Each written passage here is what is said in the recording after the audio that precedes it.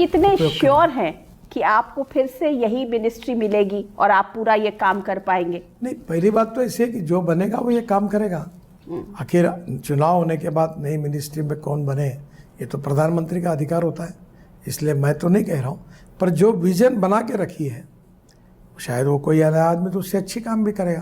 तो ये जो लेकिन आपका मन नहीं भरा इस मिनिस्ट्री से अभी तक कि आप हो गया ना, मैं 10 साल से यही काम किए चला जा रहा हूँ, यही किए चला जा रहा हूँ। आखिर ऐसा होता है कि अगर मंत्री बनाना या क्या डिपार्टमेंट देना है ये प्रधानमंत्री का प्रिविलेज होता है, तो स्वाभाविक रूप से जो काम मिलेगा वो करेंगे। बट न्यू चैलेंज के लिए आप तैयार हैं कि कोई दूसरा डिपार्टमेंट, कोई दूसरी मिनिस्ट्री? ये प्रधानमंत्री तय करे, जो तय करेंगे वो काम करेंगे।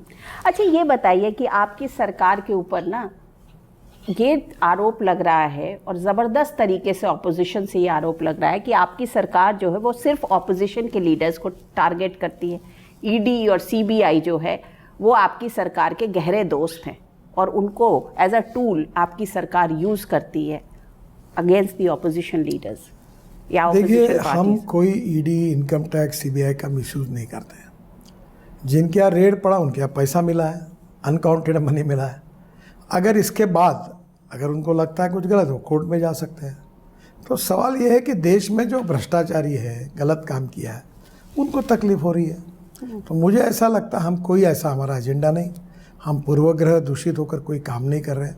कानून अपना काम कर रहा है, उस काम में सरकार कोई हस्तक्षेप नहीं करती। इसलिए मैंने आपसे पूछा क्योंकि आपका हर किसी से, हर पार्टी से, हर पॉलिटिकल पार्टी से, हर ऑपोजिशन एक अलग तरीके का रिश्ता रहा है आपकी राजनीति को, जो जितना भी मैंने देखा है।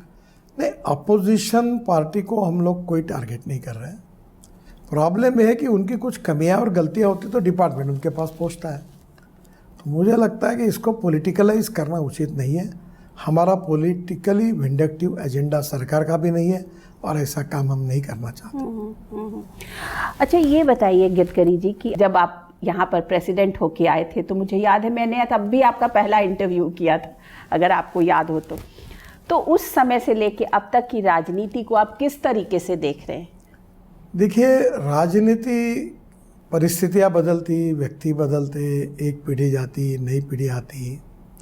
पर जैसे केशवानंद भारती केस में सुप्रीम कोर्ट ने कहा था कि salient features of the constitution can not be change, वैसे भारतीय जनता पार्टी राष्ट्रवाद, गुड गवर्नेंस एंड डेवलपमेंट और अंत्योदय जो हमारा सामाजिक आर्थिक चिंतन है उसी के आधार पर काम कर रही है।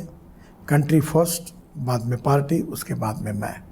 हम एक आइडियोलॉजिकली कन्विक्शन रखने वाली पार्टी है।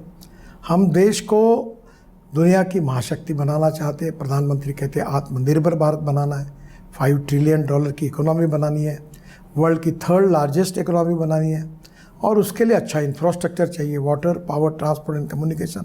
हमने उसमें सुधार किया है। रेलवे हो, एयरपोर्ट्स हो, रोड्स हो, पोर्ट्स हो, जलमार्ग हो, पावर सरप्लस है हमारे पास अभी। तो नेचुरली ये देश सुखी, समृद्ध, संपन्न कैसे हो, इस देश का गांव, गरीब, मजदूर, किसान का कल्याण कैसे हो। और आजकल वर्ल्ड में एक बड़ी चर्चा होती है डोमेस्टिक हैप्पी ह्यूमन इंडेक्स, सूचकांक। हमारे कारण अभी 22% लोग गरीबी रेखा से ऊपर उठकर बाहर आए। तो ये हमारे सरकार की उपलब्धि है। हम रोजगार निर्माण करने वाली अर्थव्यवस्था को मोदी जी के नेतृत्व में उन नीतियों को अपना रहे हैं जिससे देश में गरीबी, भुखमरी और बेरोजगारी दूर होगी, देश समृद्ध, संपन्न बनेगा और एक देश वर्ल्ड की एक अच्छी इकोनॉमिक पावर बनेगा। तो एक प्रकार से इस देश की सर्वांगीण उन्नति और विकास जो मूलभूत बातों के आधार पर हो रहा है उसको विश्व तक पहुंचाना और पूरा विश्व मेरा घर है ये समझकर G20 का हुआ और हम यही भाव को लेकर आगे कर रहे हैं और जिसका काफ़ी बड़े यशस्वी हम उसमें हुए हैं। प्रधानमंत्री जी के आज पॉपुलैरिटी भी वर्ल्ड में है, तो निश्चित रूप से सफलता मिली है।